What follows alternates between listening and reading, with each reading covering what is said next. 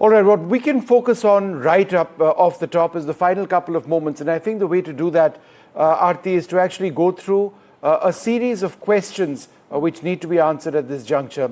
In case our viewers are just tuning in, the key part of what has emerged in that investigation report, the preliminary report, is that the fuel switches of the Boeing 787 Dreamliner were switched off moments after the aircraft actually took off. And therefore the question arises, why were those fuel switches switched off? It's quite clear that one of the pilots did do that. One of the other pilots, perhaps the second pilot, asked the first pilot, or the pilot who switched off or potentially switched off the fuel switches, did you switch off the fuel switches? I mean, those weren't the words used. We'll tell you the words used. And that pilot then says, no, I didn't, which begs the question, if this was not deliberately done by one of the pilots, how then did these fuel switches retract?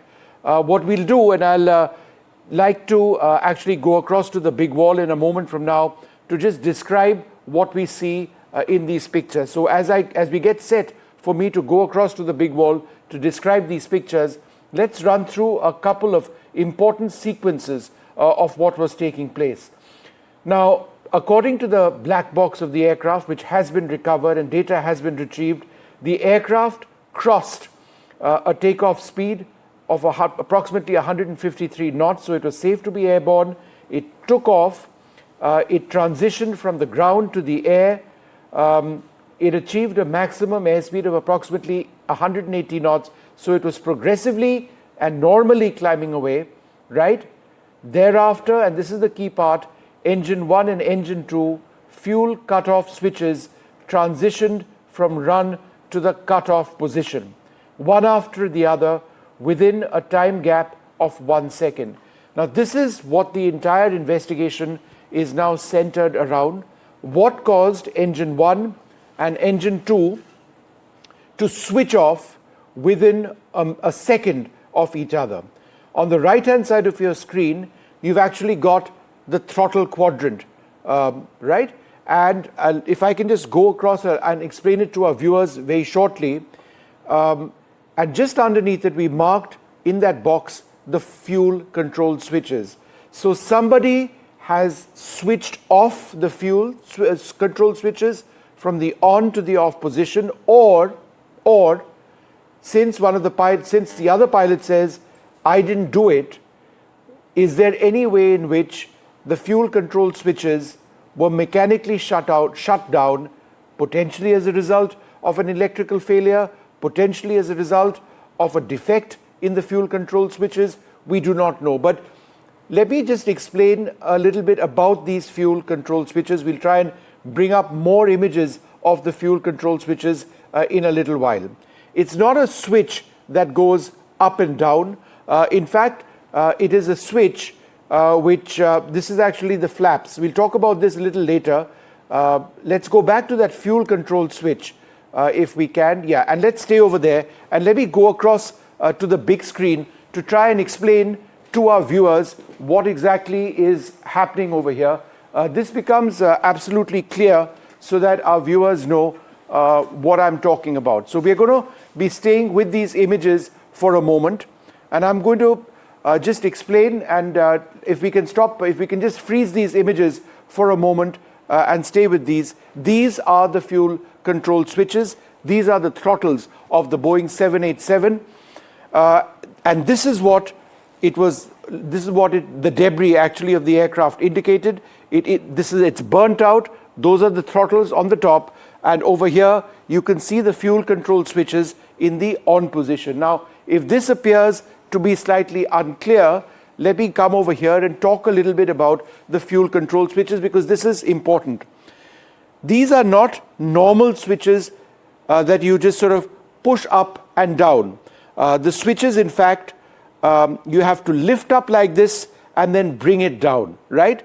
So if we can freeze the image for a moment, you have to lift it up and then bring it down. So it's a deliberate effort. It's not something that you push from top like a normal switch or a light switch, as it were. The position in the top is when it's on. The position at the bottom is when it is cut off. So if there was a cut off of the fuel switches, shortly after the aircraft took off, then the question is, how within a span of a second or why in a span of approximately a second did one of the pilots potentially lift these switches and take it down to the off position, right? Now that's only one part of it, because the moment that started happening, thrust to the engines started reversing. And what we can actually do is also then tell you the following sequence of events.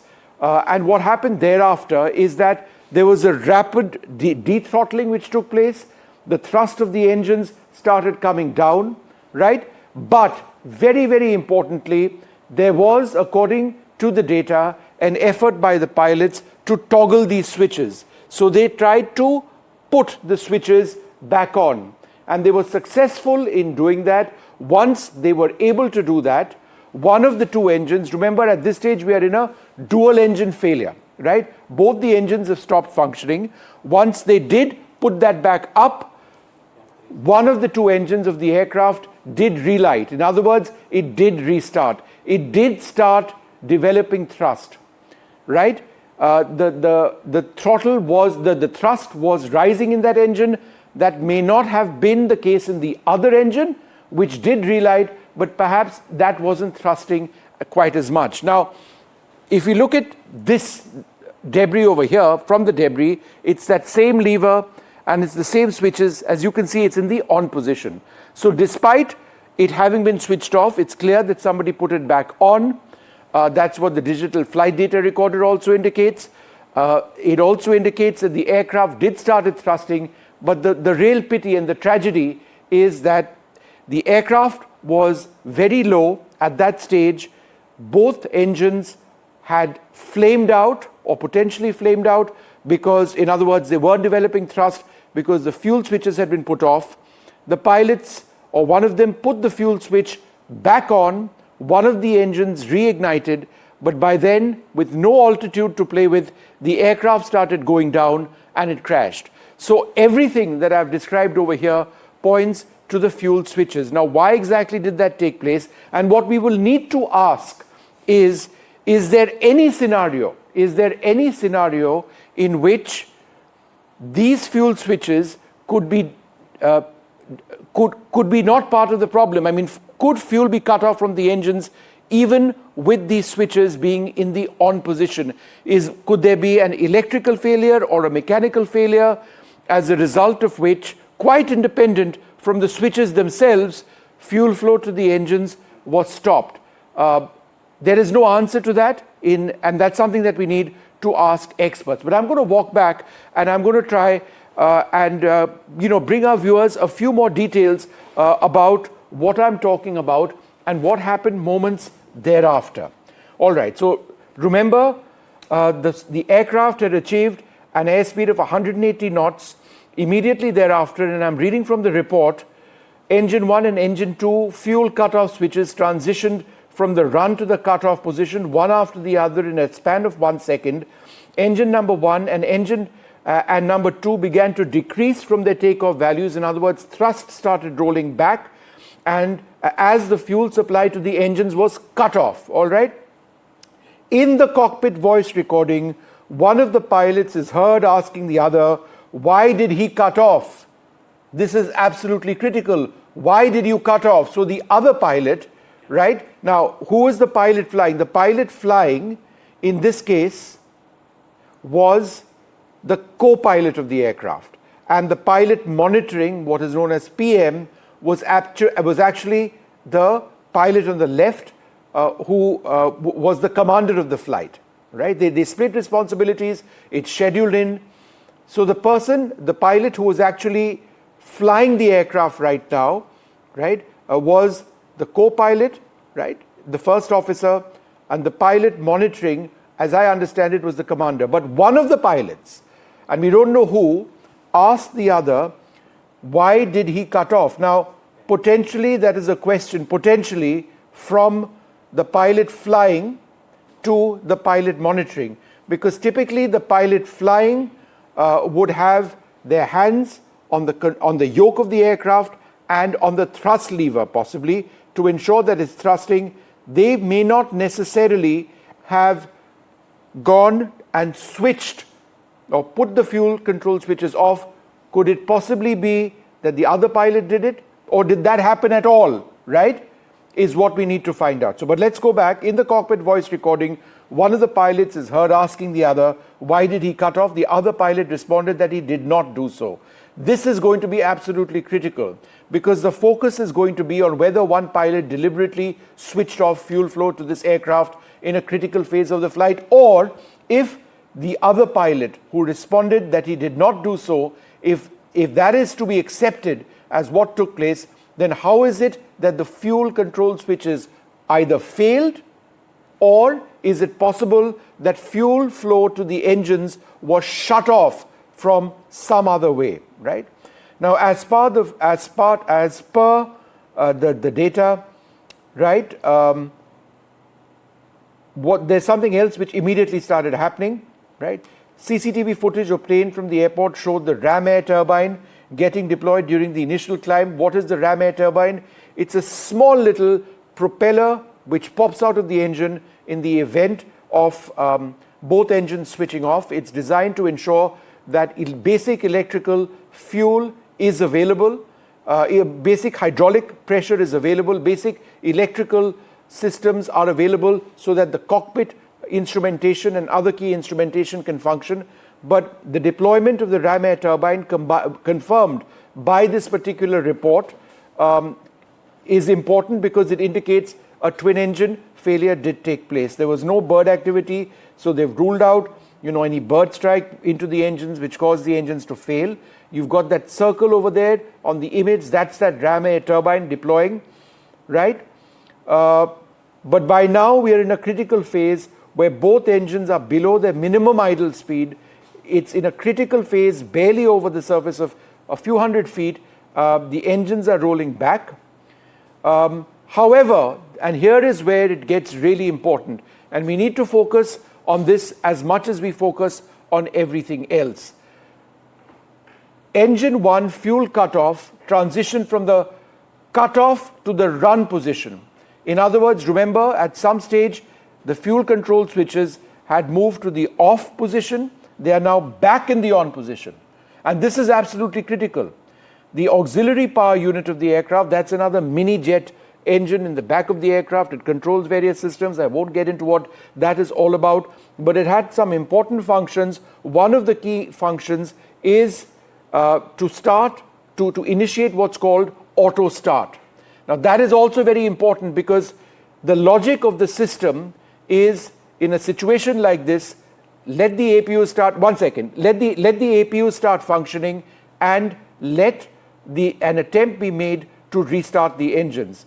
Thereafter, engine 2, the other engine, transitions also from the cutoff to the run position. And when the fuel control switches are moved from the cutoff to the run position while the aircraft is in flight, each engine manages to relight. This is critical. The engines managed to relight, they managed to gain thrust and slowly started powering away. Unfortunately, as we have identified, it was simply too little, too late. Aarti? Absolutely, Vishnu. Thank you for taking us through every single detail, helping us understand exactly what the report suggests right now. I'm also being joined at this moment by Tanushka and Aishwarya, our colleagues from the ground, bringing us more details. Tanushka, coming to you first, the statements that have come about, we're also learning, of course, this report came out about 1 a.m. in the morning. So Air India has also come out with a statement, Boeing as well. Take us through what they've said. Precisely, Aarti, both Air India and Boeing have come out with their statements as a response to the preliminary report by the Aircraft Accident Investigation Bureau. Now, Air India and Boeing have echoed, similar sentiments in their statements. Both have extended their condolences to the families of those who've lost their loved ones in this tragic crash. And Air India has said that they have contributed and will continue to contribute as well their support and any kind of, interest required within the investigation, of course, Air India is compelled to do so, and they say that they are continuing to extend all sort of support in this investigation. Now, we've also gotten a statement from the Boeing CEO, Kelly Ortberg, and in this statement, Boeing is clearly saying, this is the first statement from the CEO of Boeing, wherein they're saying that they will defer to the AAIB and, of course, extend any stand in support of any sort of requirement from Boeing as well in terms of the investigation process. Remember that this is just a preliminary report. The final report is yet to be out, and it is being worked upon rather. So both Boeing and Air India at this point maintaining that they will continue to provide any sort of assistance in the investigation. That's right, Tanushka. Stay on with us. Let me also bring in my colleague Aishwarya, who joined us. Aishwarya, now you were reporting on the ground as well for us when the crash had taken place. Now, in terms of debris that was recovered, it was a long drawn process to recover the debris in the first place, send it to the labs, get it tested, and now the preliminary report has come about. If you could take us through how difficult it was to exactly extract the data. Now, that was a long drawn process as well, Aishwarya. Well, certainly, and the action began from day one itself when the accident occurred. We saw, the teams of the AAIB in collaboration with the International Civil Aviation Organization, with all due international standards being followed up. The debris was recovered. The forensics teams were on spot. There was no one who was able to go inside, and therefore the reason perhaps these important photographs that we are witnessing in these preliminary reports can be seen. Major part of the aircraft was completely fired up, and therefore the reason perhaps now, in pieces, there were, these major equipments, the engine parts were recovered and were sent to the forensic team. It took almost a month to get out this preliminary report, although the AAIB in this preliminary report had not issued any safety recommendations to either the Boeing or the airlines. But it is, of course, many things which will unearth in the next coming few days as well. But a standard protocol was followed in collaboration with and the standard set by the International Civil Aviation Organization. Therefore, the reason perhaps now, all of these details are being recovered and now being shared by the AAIB. Aishwarya, stay on with us. Vishnu, now, like Aishwarya was mentioning, it is a long-drawn process, right, as far as the flight data recorder and extracting the data from that. If you could take us through how that could have been done and Sure. the condition of the data recorder as well. In fact, we've got it up on the screen. I'm just going to walk to the big screen once again. These are images from the crash report, which have actually come in. You can see it on your screen. We'll just freeze this for a moment. This is the digital flight data recorder. It's part of what is called the black box. It's and as you can see, I think one is there are two sets of black boxes in this particular aircraft. The black box is composed of two units, one which records the cockpit voice recording and one which records the data of thousands of parameters on the flight. One of these is in the forward area of the aircraft, and one of these was in the rear section of the aircraft. But in both cases, they've been extremely badly damaged. However, these are hardened structures. They are designed to take substantive temperatures, survive, be opened up, and they've got a memory chip in each of these units. Now, that records the flight data coming in. What the report actually says, and this is really interesting, is that the NTSB, which is the American regulator, had to fly in very specialized equipment, including a particular harness and wiring, to enable the data from the flight data recorders to actually be extracted. That took a period of time. In the earlier press conference, there was a lot of criticism. Why has the data from the flight data recorder not actually come out? But they actually needed some very specialized equipment, and this is what the report says, from the NTSB, the National Transport Safety Board of the US, the gold standard of investigations in a sense, to extract data from this. And it's on the basis of this data which they've extracted and the recording, the cockpit voice recorder, that they are able to put these two pieces of information together for people to try and get a sense of what is happening. Remember, this is still a preliminary report, and we still don't know. And here's the bottom line. I'm going to be saying this all day at this stage. We still don't know why that fuel switch went from the on position, where it was in the on position for a normal takeoff, to the off position. What exactly caused that to take place? That's something we're going to be looking at. Aarti? Absolutely. Thank you, Vishnu, for taking us through that. We're also being joined at the moment by Mirza Faizan, who's an aviation expert, as well as Captain Saurabh Bhatnagar, who is a senior captain, who was a former senior captain for Indigo, as well as a senior commander for Air India Express, an experienced pilot who's joining us. Let me start off with Captain Bhatnagar. Thank you for joining us this morning, sir.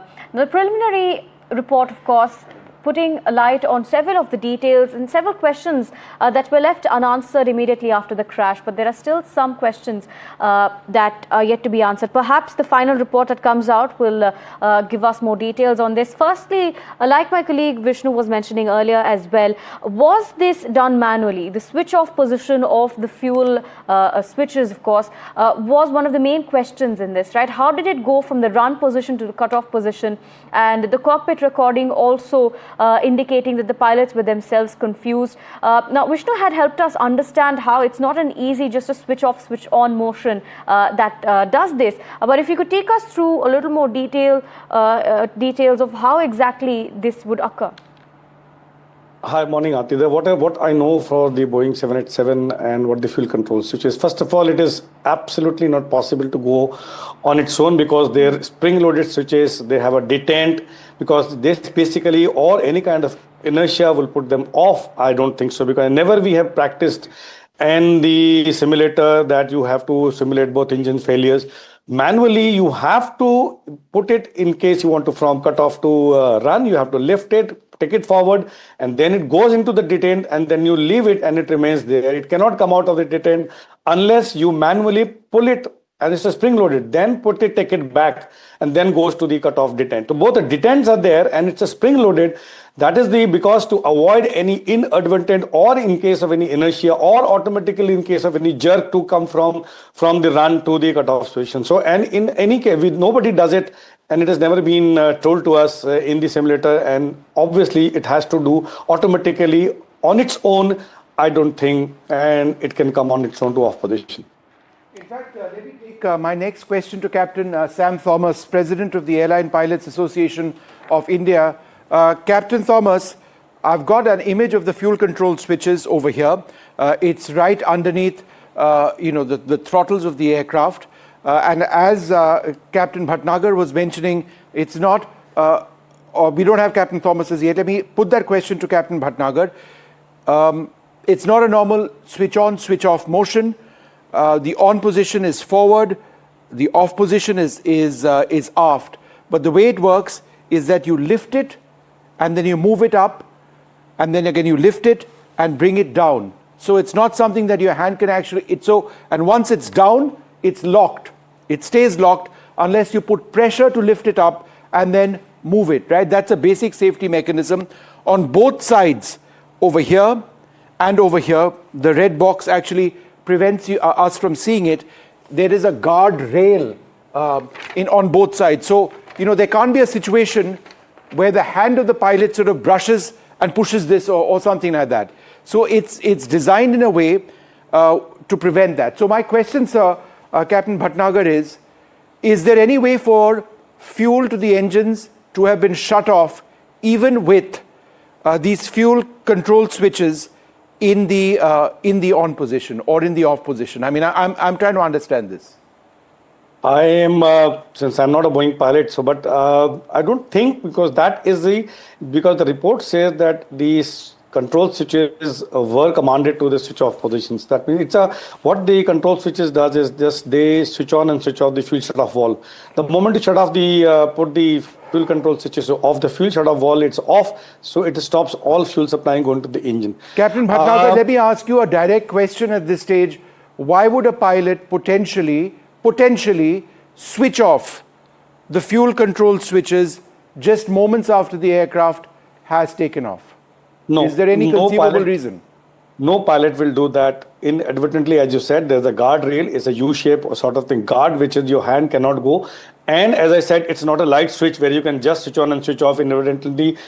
It has to be manually, it has to be intentionally lifted and then put it off. You cannot, and we are not trained either, nobody will do it unless it is intentionally. But why anyone will do it immediately after takeoff? Yes, but I can this understand is the other part which Captain Bhatnagar is interesting. One of the pilots notices that the fuel control switches have been put off. He asks the other pilot, right? Yes. Have you put, I've forgotten the exact words, but he says, have you done that? And the pilot says, no, I didn't.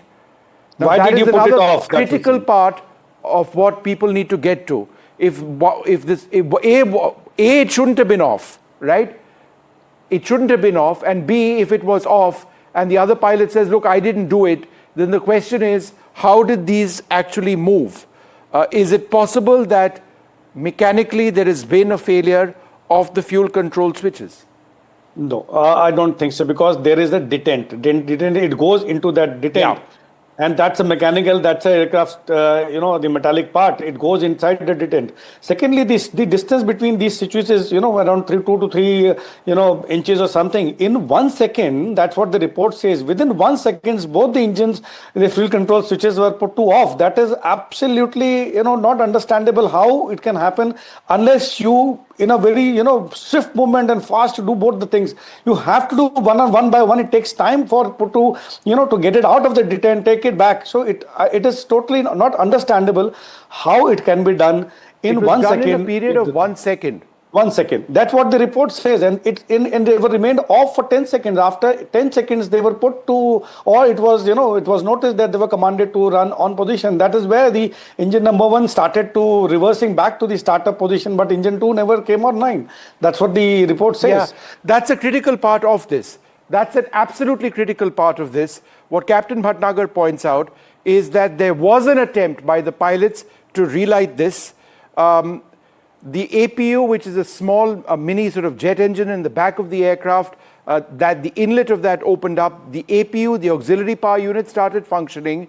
That is designed to function in an attempt to restart or relight the engines in the event that the fuel control switches are put back into the on position. And what we know on the basis of this report is that that is what took place. And here's the real pity, because let's try and bring up the image of the fuel control switch from the debris, the other image that we were actually focusing on now. That shows right here, the fuel control switch is in the on position. In other words, the pilots did put back the fuel control switch back to the on position. One of the engines did start spooling up. It did relight. The other engine, I think, also did a relight, but it didn't develop it wasn't able to reverse the process of the engine shutdown, effective shutdown, which had taken place. But the bottom line over here is that the plane crashed because there was simply not enough altitude and there was simply not enough airspeed at that juncture. And so, despite the engines having been restarted, it was too late. That's the bottom line. We're joined by Captain Sam Thomas, President of the Airline Pilots Association of India. Captain Thomas, thanks very much for being with us. You've gone through the report. We've all done that. Is there any explanation for why a pilot in a critical phase of the flight would potentially switch off the fuel, cut off the fuel switches? Thank you, Vishnu. First of all, we've had very little time to go through the report. We've had a cursory look at the report. And once again, since we did the first interview post this accident with you, we'd like to reiterate that whatever we said, we stand by that. And the speculations and a number of people who said it was a bird hit and it was a flap malfunction, you see where we are going with it right now. Now we are at a point where we are looking at the fuel control switches. Our first observation we'd like to bring to your notice is that how come this inadvertent movement of fuel control switches was published in Wall Street Journal magazine 2 days prior? To answer your question, no pilot in a sane condition would cut off the fuel control switches just for fun.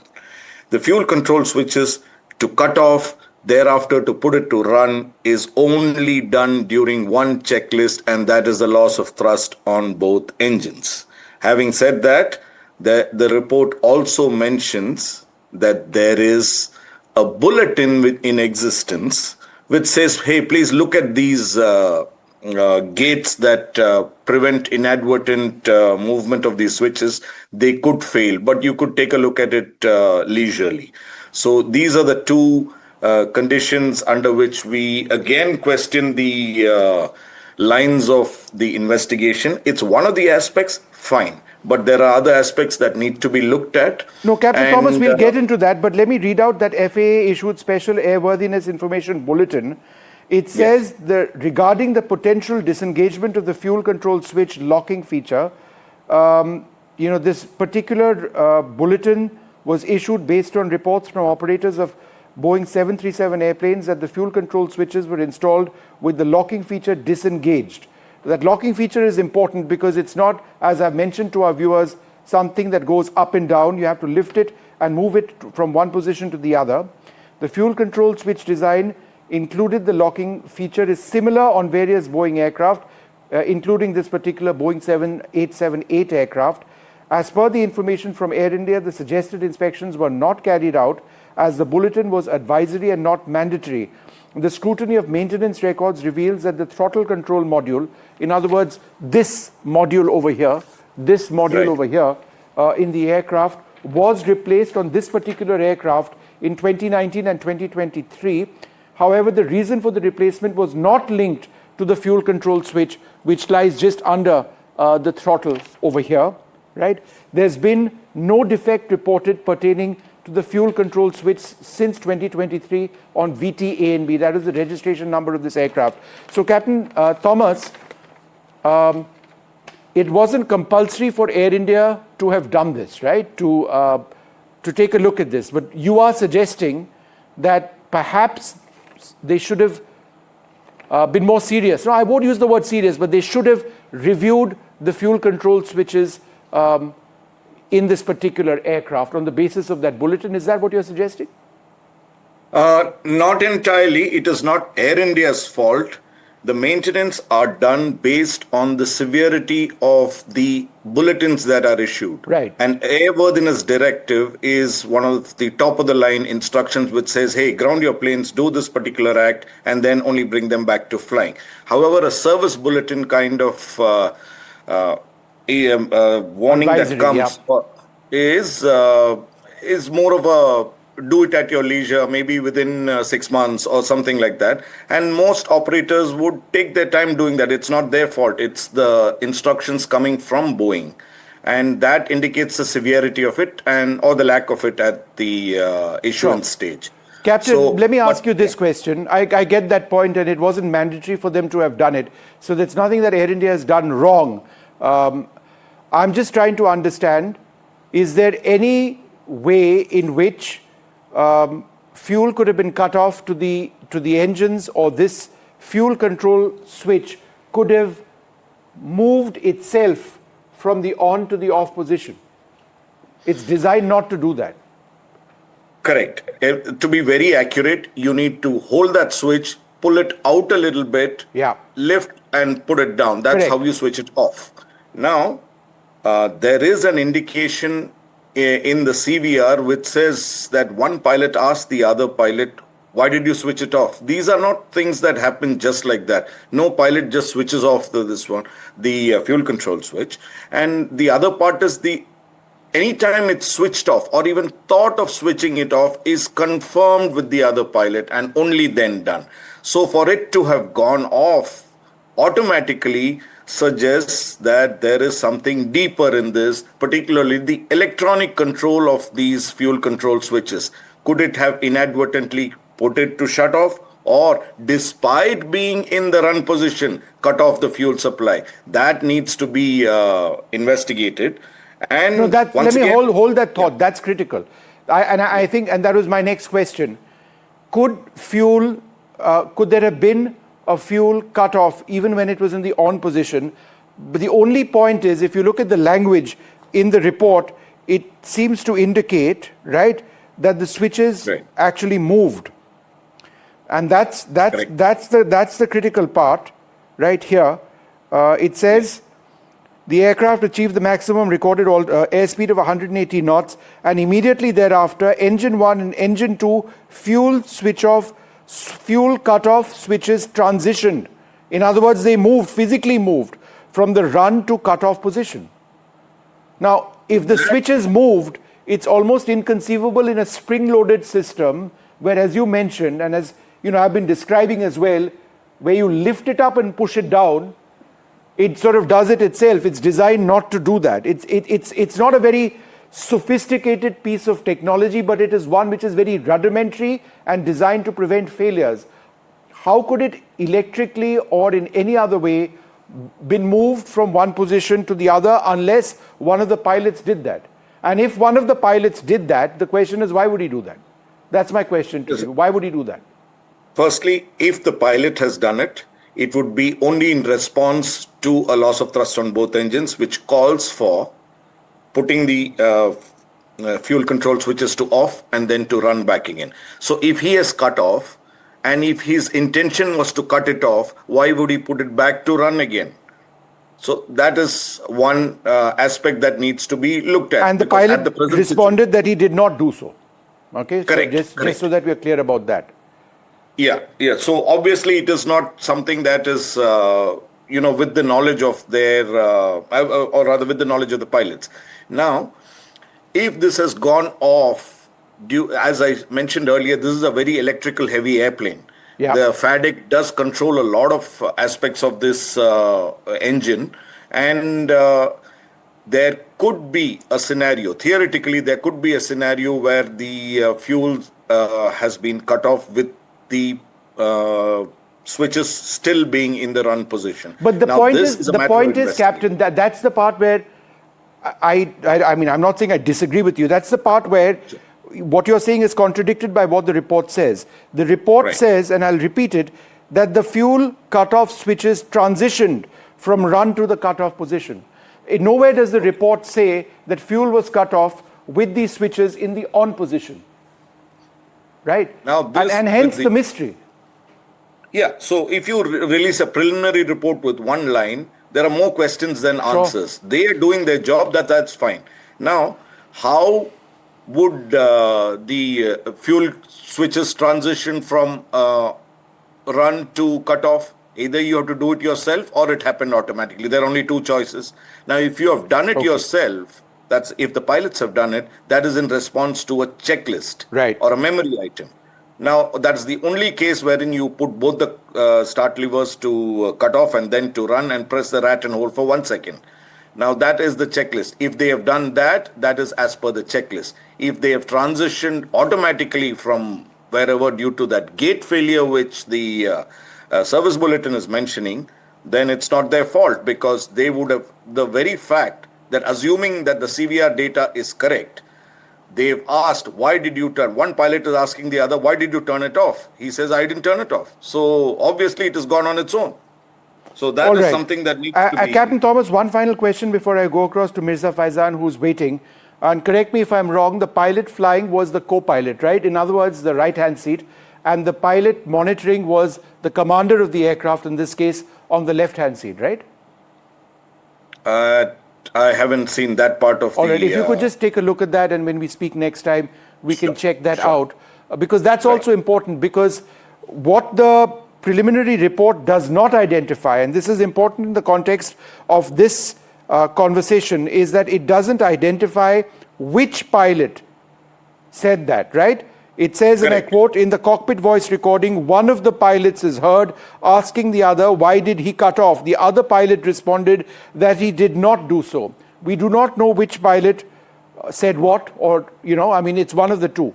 Now, presumably, if it was, as I understand it, the co-pilot who was flying the aircraft, his hands, and correct me if I'm wrong, Captain Thomas, would have been on the throttles and one hand on the yoke of the aircraft, or potentially both hands on the yoke of the aircraft, with the pilot monitoring having his hand on the throttle. Is that right? That is would not be on the throttle. Both are the both situations do happen alternatively based on your flying style. I would assume that here both the hands would have been on the control column rather than one on the, because most of the co-pilots fly it that way, and we are trained to take your hand off moment that V1 is crossed. Right. So despite that, I know people who after rotation do have their hand on the thrust levers, which is an old style of flying. And both cases would be fine. But I would say that this time, if the co-pilot were to be the pilot flying, he would have both his hands on the control column. All right, that's just, that's okay. So that's something that I'm asking only because the hand position of the pilot moving from the throttle to the fuel control switches, it's,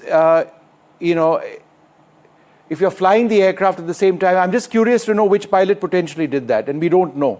That's a bit of a mystery. All right, Mirza Faizan joins us as well at this stage. Mr. Faizan, it only boils down at this juncture to one basic element. The fuel switches were moved from the on position to the switch off position. Why would any pilot do that? And do you believe this was done deliberately by the pilots? Or do you believe that there was a mechanical failure, an electronic failure, or some other failure which resulted in fuel cutoff? Good morning, Vishnu. Thank you for having me. I do not believe that the pilot has done it, or any safe pilot in their sane mind will do it. Sometimes, in fact, most of the time, it is easy to blame the dead man. They are not there to defend themselves. There could be a lot of reasons. This fuel cutoff switch can disengage. One could be a mechanical fault. The groove in which the lock is sitting, if it undergoes mechanical wear and tear, the groove will actually not hold the lock and the lock will open. So that could be one reason. Another reason could be a massive electrical malfunction, because this is an avionics heavy aircraft. So if there's a massive electrical malfunction, the rat was on,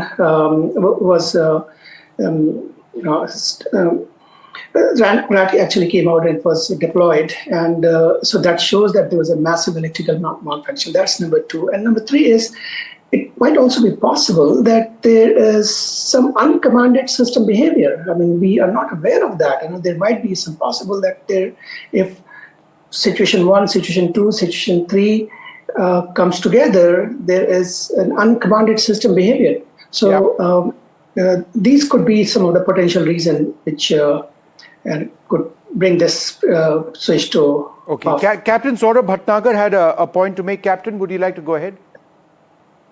Yeah, no, so the thing is, if you see the timeline, the aircraft took off around, even 8 past 8, or 8 seconds, 0808, some 39 seconds when the aircraft was lifted off UTC. And after, it says that 3 seconds after that, there was an uncommanded control switches, a fuel control switches movement from run to the off. 3 seconds, that means aircraft was barely off the ground.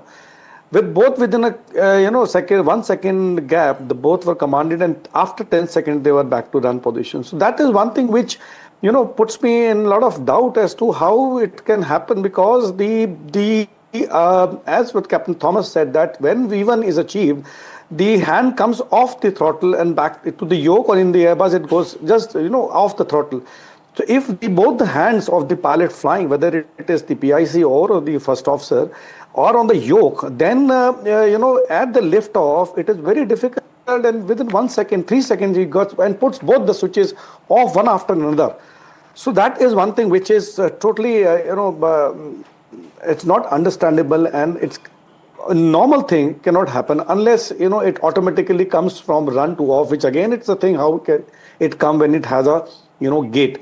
Third, the second thing, one more thing I would like, in case you have an engine failure, dual engine failure, or the process is only when the aircraft is taking off, you don't touch anything till the time 400 feet. Even if you have a single engine failure on takeoff, and by accident the other throttle is put off or switch off, or something would happen which will lead to a dual engine failure. That will happen only till 400 feet. Nothing comes off. Only after 400 feet, when the landing gear is up, aircraft is safely airborne, then the pilot flying thanks for the actions. No, So it doesn't very, make very sense at this surprising. stage, and I dare say, and I say this with responsibility and with a sense of trepidation, that there will be over a period of time serious questions asked of the pilots, unless there is clear, categorical evidence found to the contrary, which confirms that there was a mechanical error which resulted in these fuel switches going to the cutoff position. We aren't getting ahead of ourselves and asking those questions just yet, because we simply don't know.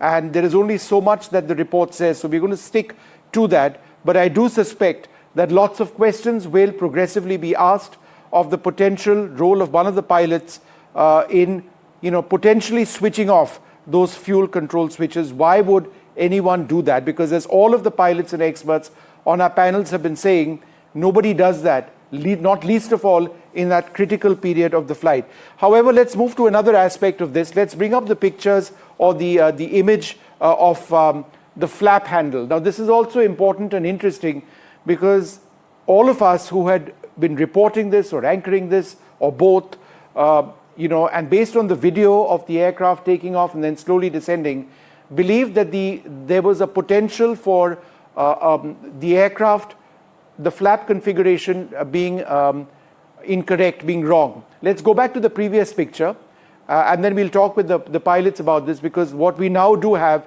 is that scenario being overruled.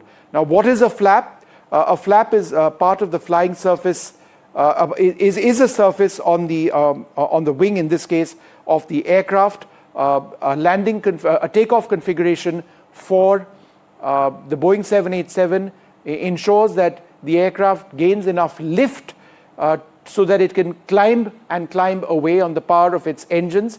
That requires the flaps, the surfaces on the wing, to be deployed in a particular position. We can now confirm that it has been deployed into potentially the correct position. So, Captain Thomas, if you'd like to just come in over here, just so that we can rule out one of the factors, because this evidence seems correct, seems clear, right? This is the aft, this is moving aft from my left to this direction, and this would be what, flaps 5, is that what you call it, the takeoff setting? Yes, there are a couple of takeoff settings, I beg your pardon, and this was in flaps 5, which is commensurate with the exact weight, temperatures, and environmental conditions. And that is why it was very surprising when some of the so-called experts looked at a picture on that and said that the flaps were not in position. Right. Secondly, they said the American expert, TikToker, had said that the pilot had retracted the flaps instead of taking the gear up. So these were very, very less than intelligent statements made by the so-called experts. Now, as the proof shows, the flaps were absolutely right, and every procedure up to now, as we have found out through the preliminary report, has been followed. Okay. The other part, Vishnu, that you highlighted is more questions would be asked of the pilots. It's a welcome thing. Please ask all questions that are possible without presuming guilt on the pilots. Now, this is a situation where the presumption of guilt is already on the pilot, and we are left fighting to prove our innocence. That should not be the track. It should be innocent until proven guilty. So no, I agree with you. I agree with you. And so I'm not, so just so that I'm clear, I am not asking that question. However, that question will be asked, is my point. Sure, sure. And which is why the second part of what I said was that we really do require more data which can decisively prove a reason for that fuel control switch or the switches, moving from the on to the off position. That's not there at the moment. Correct. I mean, will it be there in the final report? One can only hope. But let's go back to the previous picture. Captain Bhatnagar, would you like to take this? Let's move to the undercarriage lever itself. So, there were again questions raised on whether there was an attempt to raise or the undercarriage, or was it in the extended position. This is what it normally looks like, right? This is what it normally looks like. As soon as the aircraft takes off, there is what is called a positive rate of climb. All pilots want to move this lever from the down position to the up position. As I understand it, again, it's also spring-loaded. You pull it out and you push it up. Why do you want to do that? Because the undercarriage of an aircraft is heavy, it's bulky, and at a critical period of flight, you want the aircraft to be as streamlined, as aerodynamic as possible, because that enables it to climb out better. In this particular case, the undercarriage was in the extended position. Now, that's not surprising, because shortly after taking off, moments after taking off, the pilots have discovered that they've got a bigger issue to deal with, which is the fuel control switches, right? So they didn't get around to lifting the undercarriage. So, I mean, that's my understanding of it. Captain Bhatnagar, would you like to take that question? I don't see anything surprising about the position of the undercarriage, given the circumstances that we know of. Absolutely. Actually, again, I would say if you see the report and the timeline, the moment the aircraft was lifted, immediately 3 to 4 seconds after, the fuel control switches were commanded to off position. Then there was no CVR of positive rate also. The first, whatever we heard was, did you do it? He said, I didn't do it. That means the moment you get airborne, 8 to 10 seconds later, when the positive rate call comes, is what the pilot flying tells the pilot monitoring to put the landing gear up. Now there's something called a ground logic and the airborne logic also. Even if in the ground, if you put the landing gear up, the landing gear will not retract, the rat will not get deployed. Even in the engine failure, if you put both the fuel control switches off on the ground, because there is weight on wheel logic, and that switch, the sensor, there, it means that if the sensor senses that you are airborne only, then the undercarriage will retract. But yes, there was no time. What you say is after 3-4 seconds, that is what it says, the fuel control switches was commanded to off. So what I think was, yes, they were more concerned about how the engine was cooling down, and then asked the other one that is the reason they did not do the gear up. That's what I can think of. Yeah. All right. We're going to come back to both of you gentlemen in a few moments from now. We do need to take a short break in just the next couple of seconds. In case you are joining us, we've been broadcasting, we broke this report, the details of the preliminary crash report at 1:15 a.m. It was, we managed to get hold of this report, and we brought every aspect of this out. But now we've got our pilot friends with us explaining what exactly went and what happened. The video is so critical, and we're playing this video out in a loop. It's somewhere over here at this stage where one of the engines is spooling up, it is regaining power, and we'll talk a lot more about that, but by then it's just too late. We're going to take a short break, come back with a lot more. Stay tuned.